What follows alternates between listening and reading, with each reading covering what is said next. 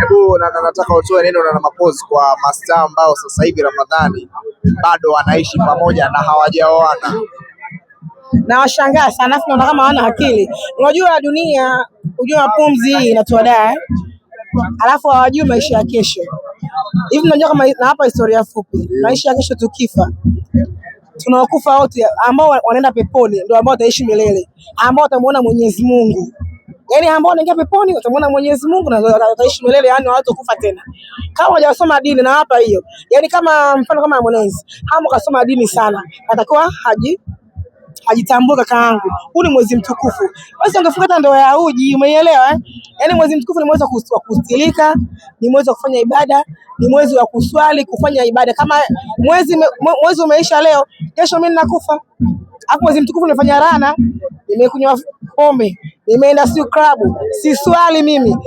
Yaani sifanyi ibada. Basi nitakuwa sina akili. Umeelewa vizuri? Mambo yani dunia isitudanganye. Yaani dunia ni kitu ambacho tunajisahau duniani. Ila kuna maisha baada ya dunia. Umeelewa? Ndio maana mimi hata nikiswali naomba Mungu anipe mwisho mwema. Umeelewa? Mimi Muislamu na naelewa dini. Kwa hiyo leo siwezi kufanya upumbavu. Yaani mwezi mtukufu leo nielewe. Sio nishikana mwanaume. Mimi mwanaume wangu toka nipigia simu. Tuonane. Yaani nakataa. Toka mwezi unaanza. Kwa sababu kuna ile mtu mwanaume mmekutana, hamfanyi mapenzi, lakini hatakushika. Atakukisi. Mimi nimefunga nini hapo kangu? Sasa nimekana njia. Sasa si bora nisifunge. Lakini ukisema si bora usifunge sio kweli kwa dini yetu ya Kiislamu. Yaani sio kweli. Yaani bora ufunge. Kwa nini usifunge? Mtu ambaye hafungi ni mtu ambaye mwenye vidonda vya tumbo, ni mtu ambaye hananyonyesha. Umeelewa? Na mtu ambaye ameingia period. Zikimalizika unafunga na pia unazilipia. Kwa hiyo mimi kama mtoto wa Kiislamu, mimi mfano, kuna mtu tu anakwambia mimi naumwa vidonda vya tumbo lakini nafunga. Yaani kiboko. Haya, mtu ambaye ukiwa mjamzito utakuwa usifunge, lakini kuna dada alifunga akiwa ni mjamzito, hananyonyesha anafunga. Japo kwa Mwenyezi Mungu amekataa. Amesema mtu akinyonyesha asifunge, mtu akiwa na mimba asifunge, ni dhambi. Lakini sasa wewe mtu una macho, huu maradhi yoyote, bado pia unafanya mapenzi mwezi mtukufu wa Ramadhani. Sio mapenzi. Mimi siwezi kunyonyesha mtu kidole. Unaambiwa ni dhambi.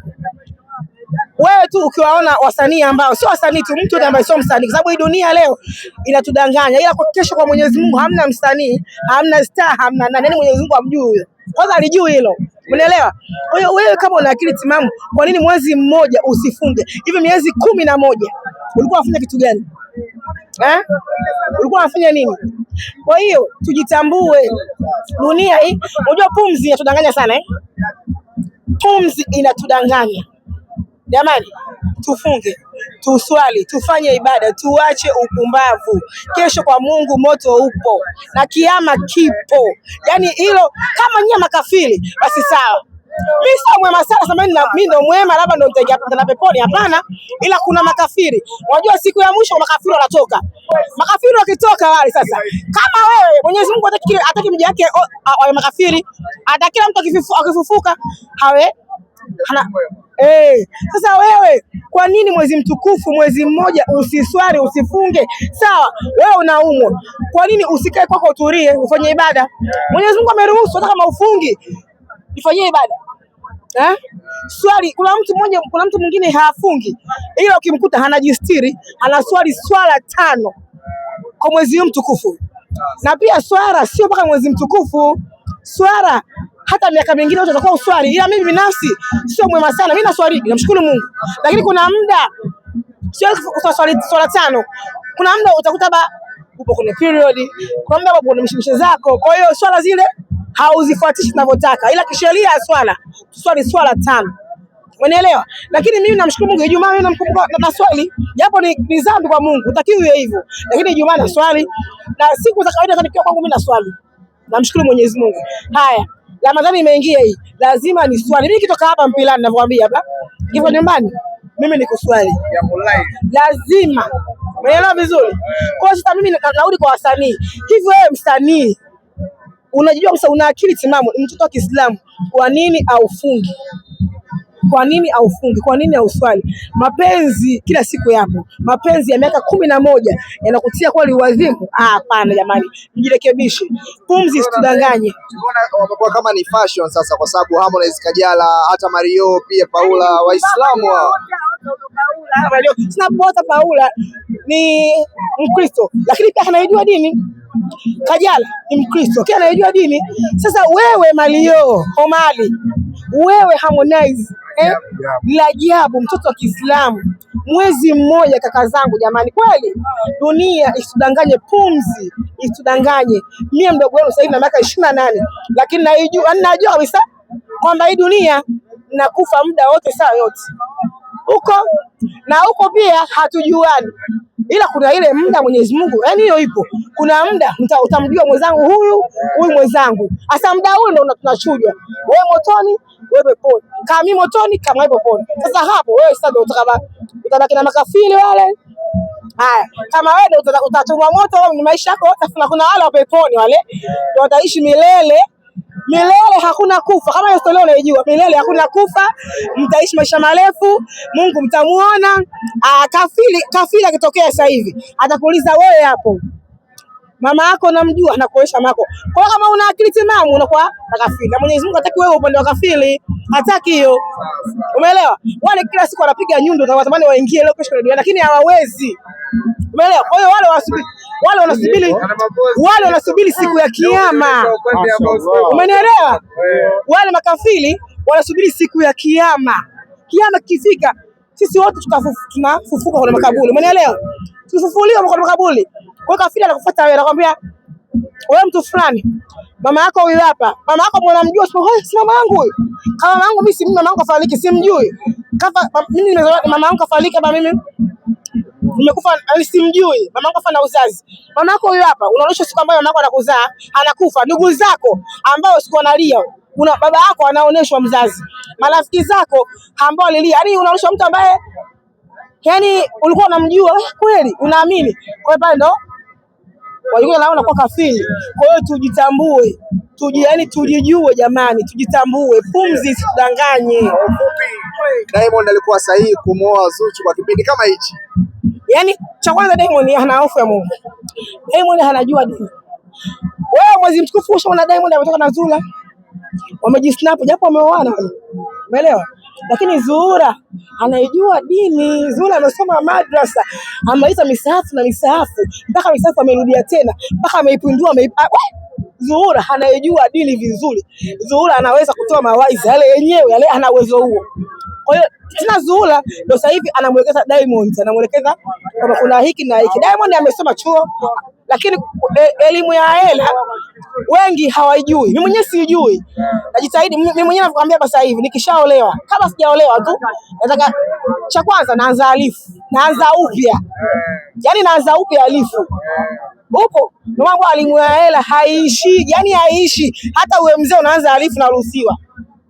Umeelewa? Kwa hiyo elimu ya hapa ya dunia isitudanganye. Kila kitu ni huko. Mwenyezi Mungu kesho akuulizi sijui moja mara moja au how are you? Haijui how are you. Yaani kama mambo ni dua tu huko. Unaulizwa kabisa dini yako uitamka kwa Kiarabu, utajua wewe sasa hivi. Huwezi kujua ndugu yako. Jamaa tujirekebishe. Diamond anayejua dini, ana hofu ya Mungu. Ndio maana Diamond anatoa sadaka zingine hazionyeshi. Umeelewa? Ndio maana sadaka unaambiwa sio zote za kutoa kuonesha. Umeelewa vizuri? Mimi sasa hivi nitakwambia mimi najenga msikiti, lakini siwezi kutangaza. Sana hapa kodi na hapa siri, sasa kuambia isiri. Lulu Elizabeth Michael amejenga msikiti. Baba yangu nafunga mimi mwezi mtukufu, na kama muongo mimi Mwenyezi Mungu. Lulu klipu hii akiona msikiti kwa Mwananyamala ameujenga upande wa wanawake wote. Na Lulu ni Mkristo hiyo siri mwenyewe tushangane nimejuaje. Huo msikiti mimi kuna vitu mwenyewe nilikuwa napeleka pale kwa sababu ya sadaka endelevu ya kesho. Kwa hiyo pale walikuwa wanajenga upande wa wanaume. Kwa hiyo mimi pale nikapeleka vitu vangu mwenyewe na misiri yangu na Mwenyezi Mungu. Nikaambua huu upande wa wanawake wote kajenga Lulu, msikiti ndio unajengwa na ndio unamaliziwa. Uko tayari, uko hai. Hiyo siri na watu. Yaani kuna wengine hawatoi sadaka zao kwa maonesho. Diamond amefanya vitu vingi sana haoneshi. mpaka akiamua kuonesha ujue amejisikia tu, umeelewa? Kama tu anakumbusha kama jamani msijisahau, umeelewa vizuri?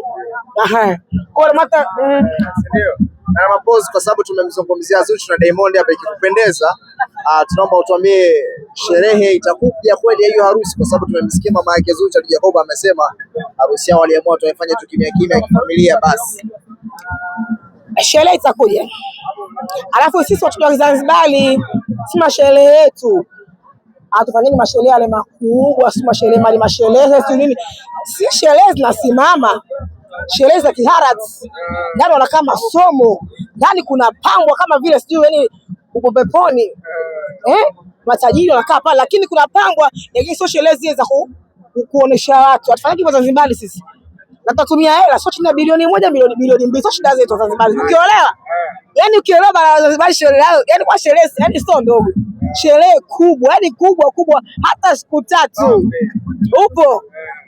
Kwa hiyo sherehe itafanyika, na sherehe ikifanyika mji utazizima, milioni inatumika, sio mamilioni, mabilioni yatatumika, yani mji utazizima. Kwanza watafanya hapa, watafanya Zanzibar, wewe ushangae sherehe mbili, na hiyo upande wa kike mama yake akafanya hapa, akafanya Zanzibar, akafanya sijui wapi, na Diamond pia akafanya huko, yani mambo yanakuwa ni mengi, unaelewa? Si dufu kwa sasa, dufu zinapigwa pale kwa sana shughuli zetu, yani dufu nyingi, unaelewa? Leo tukushukuru sana bwana, shukrani, umetupa darasa. Tusisahau. Asante sana. Shukrani. Poa.